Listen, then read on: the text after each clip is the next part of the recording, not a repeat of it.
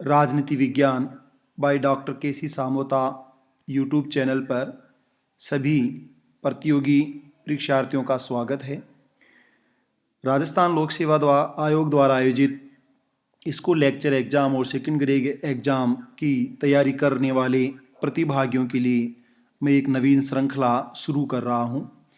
इस सीरीज के अंतर्गत मैं रोज़ाना महत्वपूर्ण प्रश्नों के बारे में परिचर्चा करूँगा। ऐसे विविध प्रश्न जो अनेक राज्य लोक सेवा आयोगों के द्वारा और संघ लोक सेवा आयोग के द्वारा तथा अनेक भारत में भर्ती एजेंसियों के द्वारा समय समय पर प्रश्न पूछे जाते रहते हैं। ये सभी क्वेश्चन बेसिकली आधारभूत प्रश्न हैं सामान्यतः, और किसी न किसी प्रतियोगी परीक्षा में इन प्रश्नों को आप देख सकते हैं। ये सबसे महत्वपूर्ण प्रश्नोत्तर हैं जिनके माध्यम से एक तो जो स्कूल लेक्चर और सेकंड ग्रेड के लिए पहली बार तैयारी कर रहे हैं उन अभ्यर्थियों को बहुत अधिक लाभ होगा कि किस तरह से क्वेश्चन पेपर का नेचर होता है, जो प्रश्न पत्र है उसकी प्रकृति कैसी होती है। दूसरा, उनको ये अभ्यास भी हो जाएगा कि प्रश्न की किस गहराई तक प्रश्न पूछे जाते हैं और किस तरह के प्रश्न पूछे जाते हैं, और अब तक की जो उनकी तैयारी है वह तैयारी परिपूर्ण है अथवा नहीं है। तो विशेष रूप से प्रथम श्रेणी अध्यापक राजस्थान लोक सेवा आयोग द्वारा आयोजित जो प्रथम प्रश्न पत्र होता है स्कूल लेक्चर के लिए, और सेकंड ग्रेड जो एसएसटी या साइंस या मैथ या अन्य जो हिंदी साहित्य वगैरह है उनके लिए जो प्रतियोगी परीक्षा आयोजित की जाती है उसका प्रथम प्रश्न पत्र सभी के लिए कॉमन होता है। और इस सामान्य प्रश्न पत्र में जो सामान्य नेचर के प्रश्न हैं उन प्रश्नों के बारे में हम परिचर्चा करेंगे। इस श्रृंखला के अंतर्गत मैं आपके सामने उस तमाम तरह के प्रश्न जो राजस्थान लोक सेवा आयोग और अन्य विविध लोक सेवा आयोग द्वारा पूछे गए हैं प्रतियोगी परीक्षार्थियों से, उनका उत्तर कैसे देना है और उन प्रश्नों से संबंधित आसपास के प्रश्न क्या हैं। तो आज का हमारा विषय है राजस्थान लोक सेवा द्वारा आयोजित प्रथम और द्वितीय श्रेणी अध्यापक प्रतियोगी परीक्षा। उसका जो पहला प्रश्न पत्र होता है जो कॉमन होता है प्रथम प्रश्न पत्र हेतु महत्वपूर्ण प्रश्नोत्तर, विशेष रूप से राजस्थान लोक सेवा आयोग के द्वारा जो स्कूल लेक्चर के लिए एग्जाम होती है उसके पहले सामान्य प्रश्न पत्र में 75 क्वेश्चंस होते हैं, और इन 75 क्वेश्चंस में से 10 क्वेश्चन जो होंगे वो इंडियन पॉलिटी और इंडियन नेशनल मूवमेंट के होते हैं। तो 10 प्रश्नों का आपका जो सार संग्रह है परीक्षा दर्शन के रूप में आपके सामने मैं मेरे चैनल पर प्रस्तुत करूंगा। और इसके अलावा जो सेकंड ग्रेड एग्ज़ाम है उसका जो प्रथम प्रश्न पत्र होता है उस फर्स्ट पेपर के अंतर्गत इंडियन नेशनल मूवमेंट और 1919 के अधिनियम और 1935 के अधिनियम तथा राजस्थान की राज्य व्यवस्था के बारे में और भारतीय राज्य व्यवस्था के बारे में लगभग 10 से 15 प्रश्न आते हैं। तो लगभग 20 से 30 अंकों का ये प्रश्न पत्र होगा। इस भाग से संबंधित उसमें प्रश्न शामिल किए जाएंगे। तो उनके लिए भी इसलिए जो मैंने टाइटल लिखा है फर्स्ट ग्रेड के लिए और सेकंड ग्रेड के लिए जो प्रतियोगी परीक्षाओं की तैयारी कर रहे हैं उनके लिए बहुत ही महत्वपूर्ण होगा, विशेष रूप से जो पहली बार या दूसरी बार एग्जाम दे रहे हैं कि किस तरह के प्रश्न हैं। तो पहला जो मेरी सीरीज का अंक है उसका टाइटल है भारतीय राष्ट्रीय आंदोलन में गांधी की भूमिका। देखिए, ये जो टॉपिक है राष्ट्रीय आंदोलन इंडियन नेशनल मूवमेंट में गांधी की भूमिका, ये फर्स्ट ग्रेड और सेकंड ग्रेड के पहले पेपर में दोनों के लिए कॉमन है कि इंडियन नेशनल मूवमेंट में जो गांधी की भूमिका क्या रही है। जैसा जनरली आप जानते हैं कि भारतीय राष्ट्रीय आंदोलन की औपचारिक शुरुआत, ऑफिशियल जो स्टार्टिंग है, बिगिनिंग है, वह इंडियन नेशनल कांग्रेस की स्थापना के साथ मानी जाती है। और जैसा आपको सबको पता है कि भारतीय राष्ट्रीय कांग्रेस की स्थापना जो है वह 28 दिसंबर 1885 ईस्वी को तेजपाल गोकुलदास संस्कृत कॉलेज बम्बई में व्योमेश चंद्र बनर्जी की अध्यक्षता में हुई, और तत्कालीन वायसराय लॉर्ड डफरिन का इसमें सबसे महत्वपूर्ण योगदान रहा, और ब्रिटिश सिविल सेवा के सेवानिवृत्त अधिकारी ए.ओ. ह्यूम को इसका संस्थापक जनक के नाम से भी जाना जाता है। तो आइए शुरुआत करते हैं कि गांधी के राष्ट्रीय आंदोलन में क्या भूमिका रही और नेशनल मूवमेंट से संबंधित उनकी महत्वपूर्ण कृतियां क्या थी। पहला प्रश्न आपके सामने प्रस्तुत किया जा रहा है। ये प्रश्न है, आप सोचते रहें कि उत्तर आपके दिमाग में चलता रहे। गांधी ने किस पुस्तक में पश्चिमी सभ्यता को शैतानी सभ्यता कहा है? तो गांधी की पुस्तक कौन सी है और पुस्तक में कह रहे किस पुस्तक के अंतर्गत महात्मा गांधी ने जो वेस्टर्न कल्चर है, पश्चिमी देशों की सभ्यता है, ब्रिटेन, फ्रांस, अमेरिका, इन देशों की जो सभ्यता है उसको दैत्य सभ्यता, शैतानी सभ्यता, बुरी सभ्यता के रूप में व्यक्त किया है। पहली पुस्तक गांधी की है सत्य के साथ मेरे प्रयोग, दूसरी दक्षिण अफ्रीका में सत्याग्रह का इतिहास, तीसरा हिंद स्वराज पुस्तक में और चौथी सर्वोदय पुस्तक में। तो सबसे पहले तो ये गांधी की सभी पुस्तकें गांधी की पुस्तकें हैं, तो ये आपको वैसे ध्यान रखना है कि गांधी ने कौन सी पुस्तकें लिखी, उनमें इन चारों का आप ध्यान रखोगे। माई एक्सपीरियंस विद ट्रुथ, सत्य के साथ मेरे प्रयोग, दक्षिण अफ्रीका में सत्याग्रह, हिंद स्वराज और सर्वोदय। इन तीनों में से जो तीसरी पुस्तक, चारों में से तीसरी जो पुस्तक है हिंद स्वराज, उस पुस्तक के अंतर्गत महात्मा गांधी ने पश्चिमी सभ्यता को शैतानी सभ्यता के रूप में अंगित किया है। तो आपको ध्यान रखना है, गांधी ने शैतानी सभ्यता, पश्चिमी सभ्यता को किस पुस्तक में कहा, हिंद स्वराज में किस सभ्यता को शैतानी सभ्यता कहा, पश्चिमी सभ्यता को। और शैतानी सभ्यता से गांधी का क्या मतलब था? ऐसी सभ्यता जहां मानवीय मूल्यों को किनको, जहां पर मानवीय मूल्यों को कम से कम या बहुत कम स्थान दिया जाता है, उसी सभ्यता को शैतानी सभ्यता के रूप में इंगित किया जाता है। यह दृष्टिकोण था महात्मा गांधी का। मानव सभ्यता का उल्लंघन या मानवता का विरोधी स्वरूप। दूसरा प्रश्न है गांधी के हिंद स्वराज, उसी पुस्तक से, हिंद स्वराज के संबंध में त्रुटिपूर्ण कथन नहीं है। देखिए आप हमेशा ध्यान रखेंगे जहां प्रश्न में नहीं है या त्रुटिपूर्ण है या त्रुटिपूर्ण नहीं है, वहां विशेष रूप से आपको प्रश्न पढ़ना है गांधी के हिंद स्वराज के संबंध में कौन सा कथन त्रुटिपूर्ण नहीं है।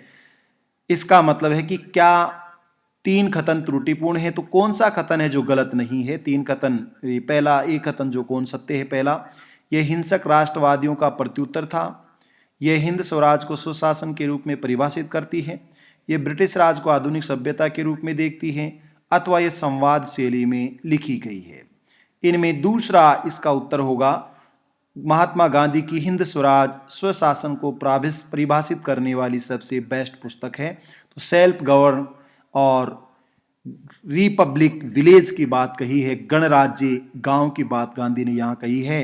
वह डेफिनेटली कि स्थान विशेष के लोगों की समस्याओं का समाधान वो लोग बेहतर तरीके से कर सकते हैं जो उस स्थान से जुड़े होते हैं। तो ये आपको ध्यान रखना कि महात्मा गांधी ने हिंद स्वराज में पंचायत राज व्यवस्था अथवा ग्रामीण स्थानीय स्वशासन का जिक्र किया है। इसी को भारतीय संविधान के भाग 4, कौन से में, भारतीय संविधान के भाग 4 नीति निर्देशक तत्वों के अंतर्गत अनुच्छेद 40 में शामिल किया गया। और अनुच्छेद 40 ये डिफाइन करता है कि राज्य का कर्तव्य होगा कि वह पंचायतों के संगठन करे और इस तरह से व्यवस्था, शासन व्यवस्था स्थापित करे ताकि ग्रामीण स्थानीय स्वशासन को ज़्यादा से ज़्यादा प्रोत्साहन मिल सके। तो महात्मा गांधी के इस सपने को, हिंद स्वराज के सपने को भारतीय संविधान में स्थान दिया गया। कहाँ दिया गया? भाग 4 में। कौन से संबंध में? नीति निर्देशक तत्वों के संबंध में। कौन से अनुच्छेद में? अनुच्छेद 40 में, जिसे बाद में 2 अक्टूबर 1959 राजस्थान और 11 अक्टूबर 1959 आंध्र प्रदेश से पंचायती राज व्यवस्था की शुरुआत की गई। हालांकि राजस्थान की पंचायती राज व्यवस्था एक प्राचीन राज व्यवस्था है। नेक्स्ट क्वेश्चन है मोहम्मद अली जिन्ना के द्वारा द्विराष्ट्र सिद्धांत का प्रतिपादन किस वर्ष किया गया? ये डायरेक्ट महात्मा गांधी से जुड़ा हुआ नहीं है, परंतु जिन्ना और महात्मा गांधी के बीच जो संवाद हुआ, बातचीत हुई, अनेक बार वो मोहम्मद अली जिन्ना से मिले और उन्होंने जिन्ना को एक हृदय से अच्छा व्यक्ति भी बताया और अनेक प्रयास किए कि वो पाकिस्तान या भारत का विभाजन नहीं करें, स्वीकार नहीं करें, उसकी पैरवी नहीं करें, परंतु मोहम्मद अली जिन्ना नहीं माने। 2 नेशन थ्योरी का संस्थापक कौन था? मोहम्मद अली जिन्ना था। देखिए आपको यहाँ ध्यान रखना है कि पाकिस्तान जो शब्द है वो ईजाद करने के लिए कैम्ब्रिज यूनिवर्सिटी लंदन का एक स्कॉलर है, जिस स्कॉलर का नाम चौधरी रहमत अली था। इसके अलावा मोहम्मद इकबाल, जिसने कविता लिखी सारे जहां से अच्छा हिंदोस्तां हमारा, और जो इनको कहना है इकबाल साहब का, रोमो मिस्र यूना मिट गए इस जहां से, ये प्रश्न भी पूछा गया है। रोमो यूना मिट गए, मिस्र मिट गए इस जहां से, कुछ बात है कि हस्ती मिटती नहीं हमारी, सदियों दुश्मन दौरे जमाना रहा है हमारा, फिर भी कुछ बात है कि हस्ती मिटती नहीं हमारी, सहारे जहां से अच्छा हिंदुस्तान हमारा। तो कि इकबाल ने इसको इमेजिनेशन किया और चौधरी रहमत अली ने इस शब्द की खोज की और इसका प्रतिपादक या पिता मोहम्मद अली जिन्ना था। वही मोहम्मद अली जिन्ना जो 1920 तक राष्ट्रवादी मुसलमान था, वह अब कट्टर मुस्लिम के रूप में स्थापित हुआ और उसने एक नए देश के निर्माण की बात कही।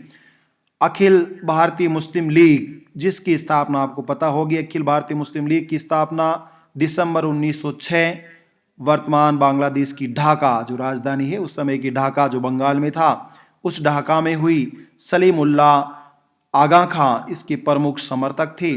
उसी मुस्लिम लीग के लाहौर अधिवेशन में, कौन से अधिवेशन में? लाहौर अधिवेशन में, जो कि 22 से 24 मार्च 1940 को लाहौर में आयोजित हुआ।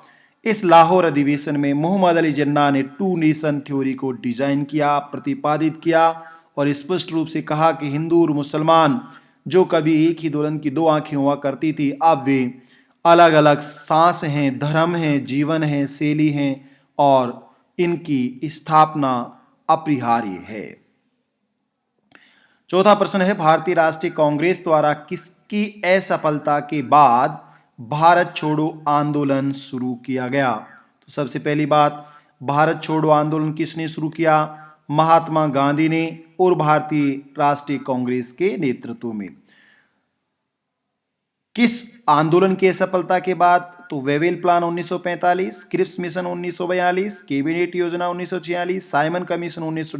डेफिनेटली आपको इस प्रश्न का उत्तर है आता है और आपने उत्तर दिया है Cripps mission 1942। Definitely Cripps mission की असफलता के बाद जो मार्च 1942 में भारत आया, सर स्टीफर्ड क्रिप्स के नेतृत्व में हुआ। Sir Stafford Cripps, Stafford Cripps was a British minister, British cabinet minister, Britain का कैबिनेट मंत्री था, जिसे चर्चिल ने भारत भेजा द्वितीय महायुद्ध में सहयोग प्राप्त करने के लिए। संवैधानिक और राजनीतिक गतिरोध को तोड़ने के लिए क्रिप्स मिशन भेजा गया और क्रिप्स मिशन को इंडियन नेशनल कांग्रेस, मुस्लिम लीग और गांधी ने नकार दिया।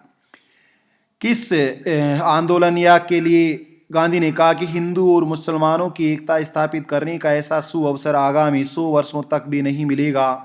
खिलाफत आंदोलन के बारे में किसने ऐसा सोचा? पहली बात, हिंदू और मुस्लिम एकता को स्थापित करने के सुअवसर के रूप में किसने देखा? गांधी ने देखा। कौन से आंदोलन को देखा?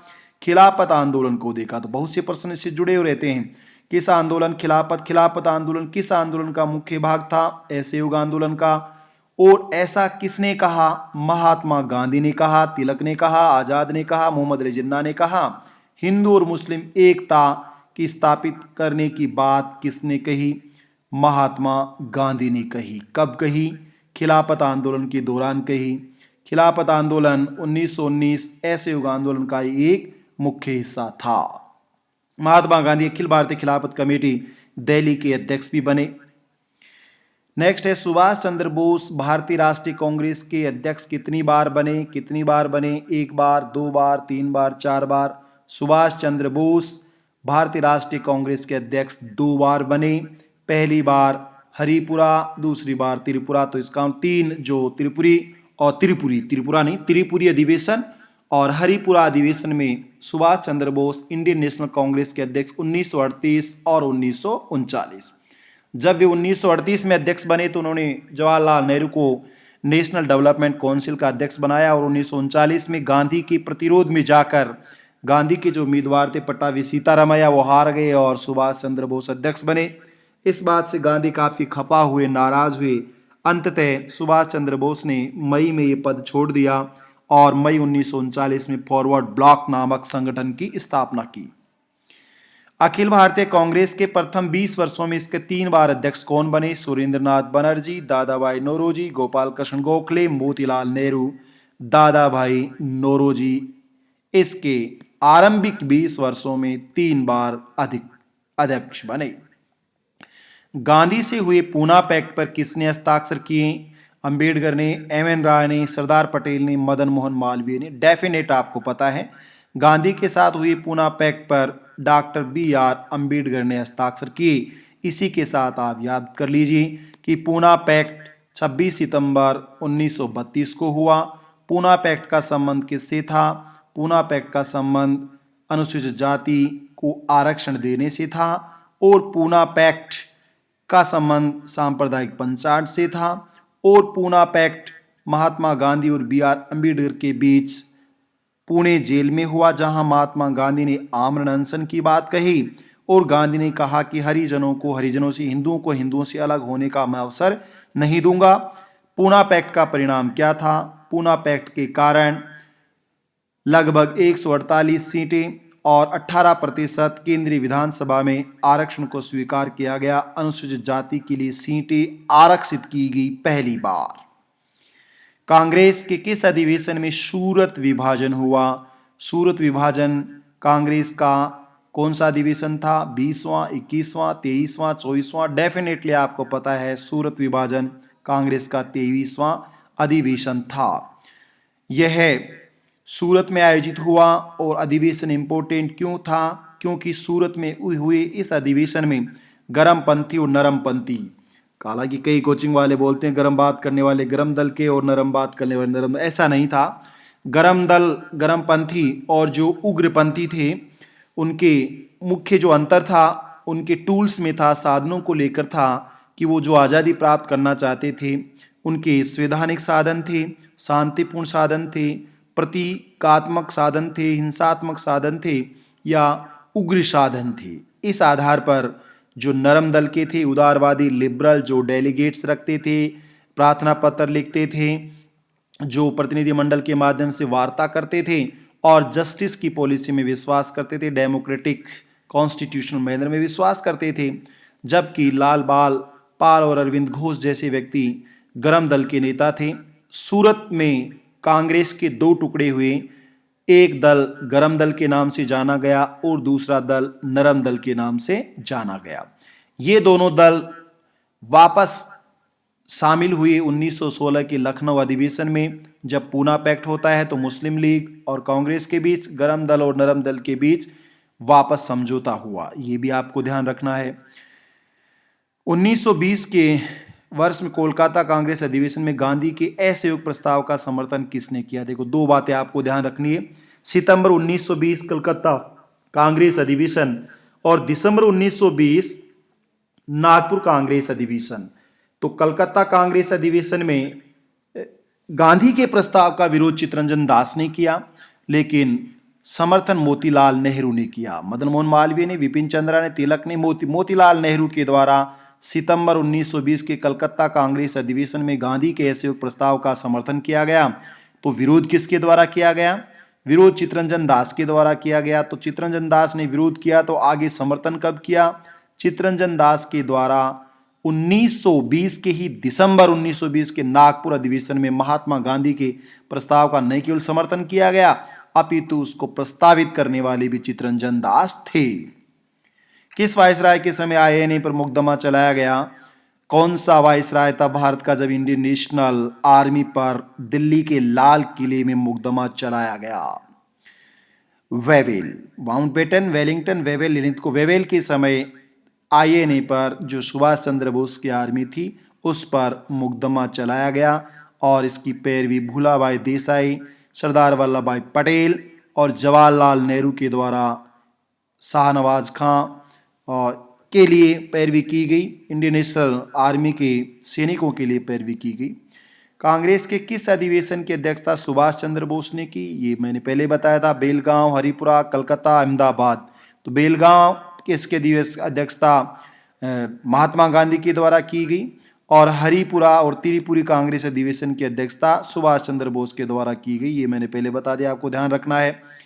भारत छोड़ो आंदोलन के बारे में कौन सा कथन सत्य नहीं है, यानी असत्य है? यह क्रिप्स मिशन की असफलता के बाद आरंभ किया गया। अनेक जिलों में स्वतंत्र सरकारों की स्थापना की घोषणा की गई। जेल में रहते हुए गांधी ने इस आंदोलन का नेतृत्व किया। कांग्रेस के समाजवादी दल के सदस्यों ने भूमिगत प्रतिरोध जारी रखा। कॉन्सेप्चुअल प्रश्न है, भारत छोड़ो आंदोलन 1942 के बारे में असत्य कथन कौन सा है? सत्य नहीं, असत्य क्या है, यानी सही नहीं है। तो यह क्रिप्स मिशन के सफलता के बाद आरंभ किया गया, बिल्कुल किया गया। पहले प्रश्न पूछ भी लिया गया, दोबारा पूछा गया है। अनेक जिलों में स्वतंत्र और समानांतर सरकारों की घोषणा हुई, बिल्कुल हुई। कई जगहों पर स्वतंत्र और समानांतर सरकारों की घोषणा की गई। चित्तू पांडे के नेतृत्व में ऐसी सरकार की घोषणा की गई, लक्ष्मण नायक के नेतृत्व में ऐसी घोषणा की गई और अन्य जननायकों के नेतृत्व में ऐसी सरकारों की घोषणा की गई। तो जेल में रहते हुए गांधी ने इस आंदोलन का नेतृत्व किया। भारत छोड़ो आंदोलन एक नेतृत्व विहीन आंदोलन था, क्योंकि महात्मा गांधी की वर्धा प्रस्ताव के बाद जैसे ही 8 अगस्त 1942 को उन्होंने दिल्ली के मैदान से घोषणा की, ग्वालियर टैंक मैदान से 9 तारीख की सुबह महात्मा गांधी और तमाम कांग्रेस के बड़े नेताओं को गिरफ्तार कर लिया गया।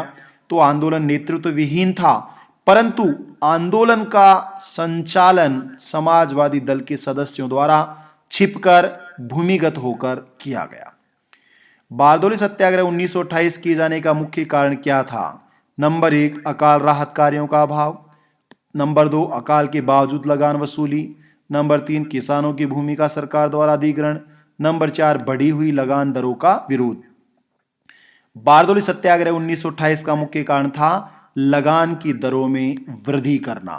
लगान की दरों को बढ़ाने के कारण बारदोली के किसान ब्रिटिश सरकार का प्रतिरोध कर रहे थे। ऐसे युग आंदोलन के विषय में क्या कथन असत्य है, गलत है, ये आपको चयन करना है। यह एक जन आंदोलन था, डेफिनेटली इसमें बहुत बड़ी जनसमूह भाग ले रहा था। इस आंदोलन के बाद गांधी कांग्रेस की शीर्ष नेता बन गई। बिल्कुल ऐसे युग आंदोलन ने गांधी को जन नेता बना दिया। इस आंदोलन को वापस लिए जाने के कारण कांग्रेस का विभाजन हो गया। नहीं, कांग्रेस का विभाजन गरम और नरम दल की नीतियों के कारण हुआ। 1907 में सूरत विभाजन में हुआ, जबकि आंदोलन 1919 से 1921 में चला है। चोरा चोरी की हिंसक घटनाओं के कारण इस आंदोलन को रोक दिया गया। बिल्कुल 5 फरवरी 1922 की चोरा चोरी नामक हिंसक घटना के कारण, जिसमें 21 पुलिसकर्मी और एक सब इंस्पेक्टर जिंदा जल गए, इस कारण से 12 फरवरी 1922 को बारदोली कमेटी के तहत इसको एडजॉर्न करने का रेजोल्यूशन पारित कर दिया गया। गांधी की अध्यक्षता वाला कांग्रेस का वर्ष 1924 का अधिवेशन कहाँ है? इसका मतलब महात्मा गांधी ने कांग्रेस की अध्यक्षता की। 1924 में महात्मा गांधी ने कांग्रेस की अध्यक्षता की और अपनी जिंदगी में केवल एक बार कांग्रेस की अध्यक्षता की, और यह अध्यक्षता बेलगांव, कर्नाटक के बेलगांव में जो अधिवेशन हुआ वहां पर। कर्नाटक कहाँ है? बेलगांव कर्नाटक में है। 1924 में अधिवेशन हुआ। महात्मा गांधी ने भारतीय राष्ट्रीय कांग्रेस की एकमात्र इसी अधिवेशन की अध्यक्षता की, और 1924 के 10 साल बाद महात्मा गांधी ने, कितने साल बाद? 10 साल बाद महात्मा गांधी ने कांग्रेस की सदस्यता से क्या दे दिया? रिजाइन, इस्तीफा दे दिया और इसे समाप्त करने की वकालत की। किस स्वाधीनता आंदोलन के दौरान गांधी इरविन समझौते पर हस्ताक्षर हुए? ऐसे युग आंदोलन, भारत छोड़ो आंदोलन, सविनय अवज्ञा आंदोलन, चंपारण सत्याग्रह। बताइए, डेफिनेटली आपको पता होगा। गांधी इरविन समझौता 1931, और 1931 में कौन सा आंदोलन चल रहा था? सविनय अवज्ञा आंदोलन। 5 मार्च 1931 को महात्मा गांधी और तत्कालीन ब्रिटिश वायसराय लॉर्ड इरविन के बीच आंदोलन को रोकने और गांधी की मांगों को स्वीकार करने का समझौता हुआ। इसके बाद महात्मा गांधी ने इंडियन नेशनल कांग्रेस की तरफ से दूसरे गोलमेज सम्मेलन में भाग लिया। 3 गोलमेज सम्मेलन हुए, 1930, 31 और 32। इंडियन नेशनल कांग्रेस ने केवल दूसरे गोलमेज सम्मेलन में भाग लिया। Gandhian constitution for free India किसने लिखी? 1947। किसने लिखी? अरुण आसफ अली, अच्युत पटवर्धन, श्रीमन नारायण अग्रवाल, हुमायूं कबीर। श्रीमन नारायण अग्रवाल ने Gandhian constitution for free India लिखी है, और जिसके पार्शियल रूप से भारत के संविधान में उसको निर्देशन रखा गया, लेकिन उसको स्वीकार बहुत कम किया गया। महात्मा गांधी किससे संबंधित नहीं थे? नहीं थे। हिंद स्वराज, हाँ, गांधी ने हिंद स्वराज लिखा। Yugantar, Indian Opinion, Young India. Gandhi ने यंग इंडिया लिखा, इंडियन ओपिनियन भी लिखा, लेकिन गांधी ने युगांतर नहीं लिखा। यह आपको ध्यान रखना है। गांधी ने भारत छोड़ो आंदोलन कब प्रारंभ किया? अगस्त 1942, मार्च 1930, फरवरी 1922, मार्च 1942, 8 अगस्त 1942। अगस्त क्रांति के नाम से भी इसको जाना जाता है। भारत छोड़ो आंदोलन के समय किसने करो या मरो का नारा दिया? बिल्कुल इजी है, यह नारा महात्मा गांधी ने ही दिया, डू और डाई। महात्मा गांधी ने किसे उत्तर दिनांकित चेक कहा? क्रिप्स मिशन को, साइमन मिशन को, यंग हस्बैंड मिशन को, कैबिनेट मिशन को? डेफिनेटली आपका उत्तर सही है। क्रिप्स मिशन को महात्मा गांधी ने पोस्ट डेटेड चेक की संज्ञा दी है। होम रूल आंदोलन में किसने भाग नहीं लिया? एनी बेसेंट, तिलक ने, जवाहरलाल नेहरू ने, मोहम्मद अली जिन्ना ने, महात्मा गांधी ने। होम रूल आंदोलन में एनी बेसेंट ने भाग लिया, तिलक ने भाग लिया, जवाहरलाल नेहरू और मोहम्मद अली जिन्ना ने भाग लिया। किसने भाग नहीं लिया? महात्मा गांधी ने। क्यों नहीं भाग लिया? क्योंकि होम रूल आंदोलन 1914 में शुरू हुआ था और महात्मा गांधी अफ्रीका से ब्रिटेन होते हुए जनवरी 1915 में लौटे थे। भारत छोड़ो आंदोलन के दौरान कनकलता बरुआ ने थाने में प्रवेश किया और गोली से मारी गई। वह घटना कौन से स्थान की है यार? इस 2021 का प्रश्न है और ये घटना है गोहपुर की।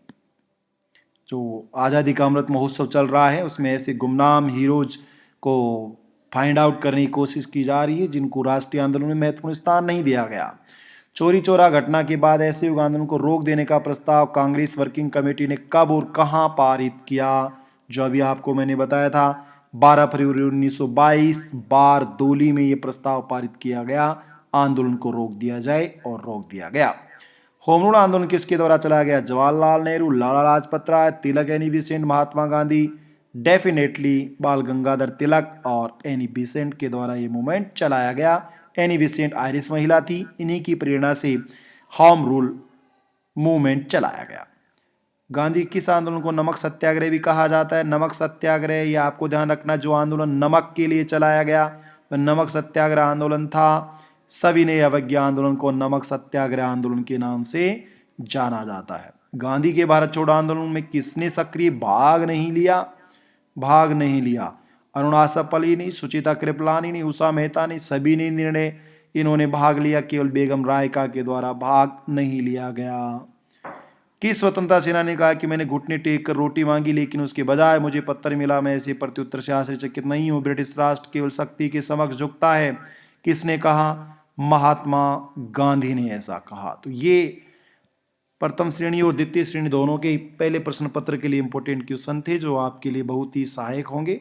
आप सभी का मेरी तरफ से धन्यवाद। Thank you so much.